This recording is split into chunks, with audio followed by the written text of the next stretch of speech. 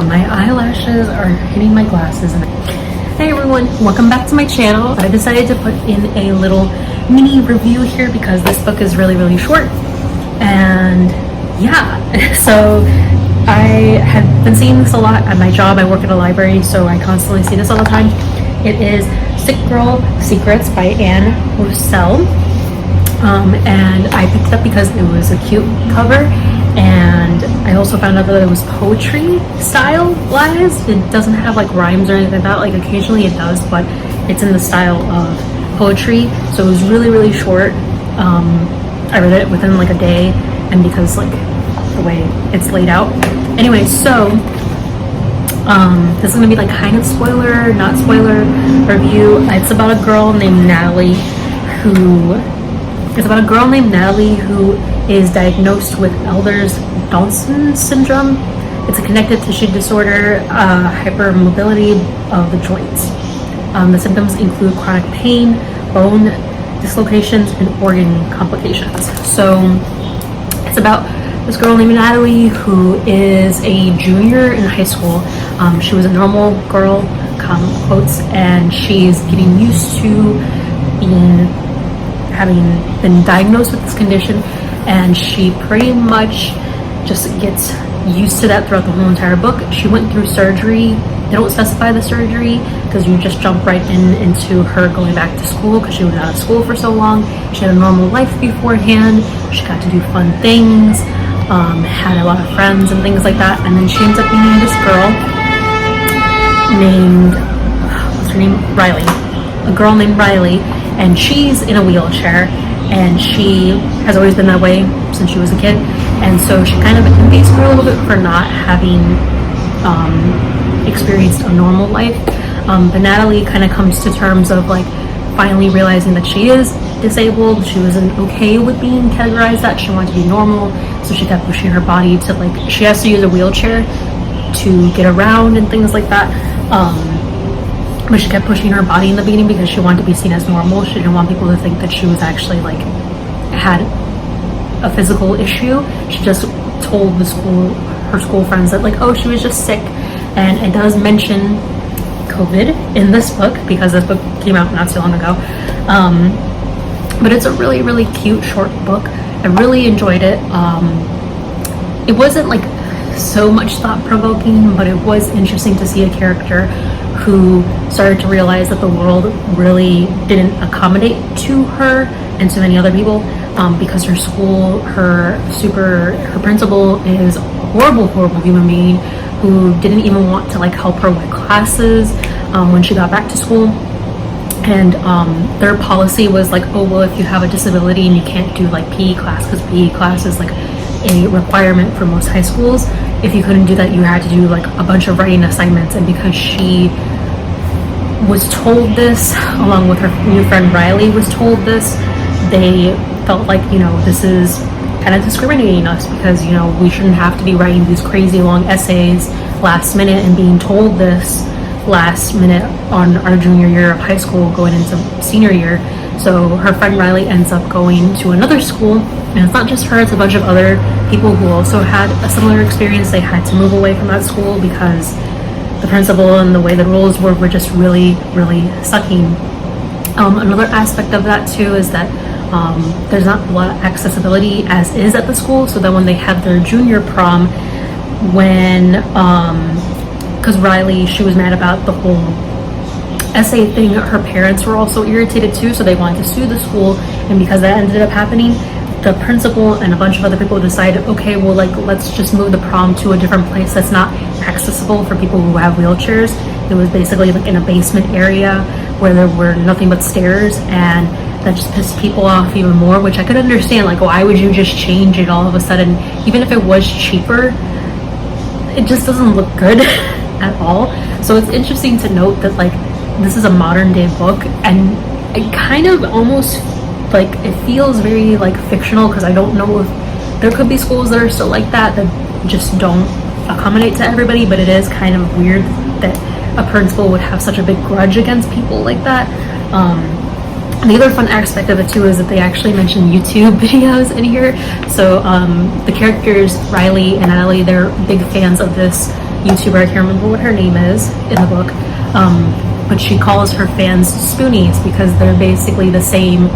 They all have a similar disability or some form of disability, and they call themselves spoonies. So I don't know if that's a real definition of like people who categorize themselves as that. I also don't want to like call people that because I feel like that might be discriminatory, but like the example of why they're named that is because, well, like they gave the example of like, well, like it's like you have a bunch of spoons, and because like normal people who have a lot of like normal people like me, even though I'm not normal, I still have health issues too, tend to have a lot of energy, so you have a lot of spoons in your pocket, and so like every little task that you do requires a spoon, and then when you go to sleep, you end up getting that energy back. But like normally, if you do have a disability or you have some kind of physical issue that requires you to use more energy than necessary, and then when you go to sleep the next day, a lot of times you don't end up getting that energy back, which is a really great example because for me, I sometimes deal with that too on my day-to-day basis, where I'm like, why am I so tired? And then I realize I'm like, it's probably because I didn't get enough sleep and I overworked myself and I just used up too much of my energy. But I can only imagine how it would be for somebody who had a more troubling disability or physical health issue. And I really liked that aspect of it. It was really fun, and it correlated back to Natalie because in the beginning she was pushing herself too much, not sleeping enough, and just having like just causing more of an issue for herself. Another reason why I read this book was because one of my close friends, I don't talk to her as much as I used to because she moved away to another state, but she suffers with, well, not suffers, but she probably would say that she suffers with it, but I don't think that she suffers with it. But she was diagnosed with Lyme. We met in college and she was diagnosed then, which is a really, really, really horrible disease. Not a lot of people know. I mean, some people know about it, but not like a lot of people know like a lot of the symptoms of it. And because of that, being diagnosed, that she found out a lot of other things that had gone undiagnosed. Like she found out that she had asthma. She found out that she had like not like disorders, but that she was like not underdeveloped, but like she didn't have a lot of like she found out that she had other issues too along the way. Like she has lost her vision, like not fully, but she can't really drive anymore. She's lost a lot of like ability to do certain things, and it makes me sad because I'm like, me and her were English creative majors, and my eyelashes keep poking out glasses, and so we were really close friends in college, and we really wanted to become writers and, you know, read a lot. And she is, and I also kind of want to make a note for her, she needs to read this, and I'm probably going to tell her to read this book because she loves poetry so much. I feel like she would really appreciate this book. She wants to be more like a poet and a songwriter, whereas I want to be more of an author, but I feel like this is right up her alley. And it just reminded me of her because like she has gone through a lot of struggles, and I know in college she pushed herself a lot because she kind of thought that she had to finish college. She unfortunately didn't get the chance to finish it because of her health issues, and she, from what I know, she doesn't get to do that much, and I feel bad because I'm like, especially with stuff that's going on in the world, it's really hard to get treatment, and she didn't really get a lot of not just medical treatment from places, because a lot of places misdiagnosed her for a very, very long time. Even with like newer reoccurring symptoms, they kind of just said like, oh, it's just in your head, or oh, it's this, or oh, it's that, and like they couldn't figure it out for like the longest time. And then the other aspect of it too was that like at school they really didn't accommodate her all that much. Like we had one professor together, and at the time we didn't really know what was wrong with my friend. We didn't know that she had Lyme at the time, but she was dealing with a lot of stuff, not being able to take notes, not being able to concentrate very well, and she would be in a lot of pain consistently, like everything would hurt. And so she, at one time we like stayed after class, and like I stayed outside and I kind of eavesdropped, but like she was talking to our professor saying, you know, like I'm behind on assignments, like is there any way that I can get accommodations? And our professor was kind of just like, well, everybody has issues, just do the homework. And it wasn't even like my friend was just telling her, hey, can you accommodate? She was actually gonna like she even told her, like, I can give you like physical evidence that my doctors are telling me that, you know, I'm having these issues and this is becoming a problem and I don't want to fail my class. And our professor was kind of just like, nope, well, you know, that's life. And like, I get that, yes, we can't, you know, not accommodate, but we can't like say yes to every little thing. Every person's like, you know, wanting need. But when somebody's suffering with like something and she's trying to figure it out, and she has this idea that she has to finish college and she's under a lot of stress, that really made me sad, just to see her go through that and like see her struggle still to this day. And like her telling me how like one of the positive things though is that, like, just like Natalie, she also found people through like the internet of like being able to have emotional support. I try to be as supportive as I can be, but I have my own stuff that I have to deal with too at times. And sometimes I feel like I'm not the best person to talk to because I feel like I have my own stuff and I don't want to bring her down more. But she like also has gotten a lot of friends from the internet, but it's also kind of sad because like she has told me that she's like lost a lot of friends too because of the fact that like they're also diagnosed with like life-threatening diseases and they end up passing away. And like there's no cure for Lyme disease. You can only like have preventative measures for it, so it's really hard to, you know, it's hard to be supportive, but at the same time, like, there needs to be some accommodations. And it doesn't matter if you have like a disability or if you have a disease that's like impeding you from doing what you want to do in life. There should be some accommodations for that. And like, I would really love to like help my friend. Like, I even told her, like, if I had $1 million, I would love to help you. It's just like I'm struggling a lot too. But this book really reminded me of her, and I really enjoyed it and I really appreciated it, and I think this would be something she would really enjoy and love to read, because it's really adorable, and it was really cute. And yeah, I mean, I'm hopeful that my friend will get the treatment that she needs. I'm pretty sure she is getting some treatment right now, but not like the best treatment that she should be getting. And the other aspect of it too is that like she's been told like multiple times that she's not going to make it for very long, and they've been telling her that for the past couple of years. But you know what, I have hope that she will last for a very long time. So hopefully she enjoys this read, because I am going to pass it along to her. I'm going to tell her, like, you need to read this. This is a good book. And it got me on my reading slump, because I want to make a video on like how to get out of a reading slump, because I was in a very, very strong reading slump. It's also because I was dealing with like some emotional stuff behind the scenes that I made a lot of videos and I never posted them, and I'm trying to go through old videos. So like, if it looks like I'm in different settings, it's because some of the videos are a little bit older, and I'm not sure if I should post some of those videos, because like they kind of make me sad when I look back on it and like I know what was going on emotionally in those moments. Like even right now, I'm pretty sure that like years from now, when I'm in a better place, I'm probably going to be like, wow, you don't look fully authentic, even though I'm trying to be as authentic as I can be. But yeah, this is a really great book. I believe the author also has she has something, I can't remember what she has. I read a little bit about it in the back. Yeah, so she is from New York, and she has a creative master's, and she writes a lot about different chronic illnesses, mental health, and other disabilities to shine a light on these often underrepresented experiences.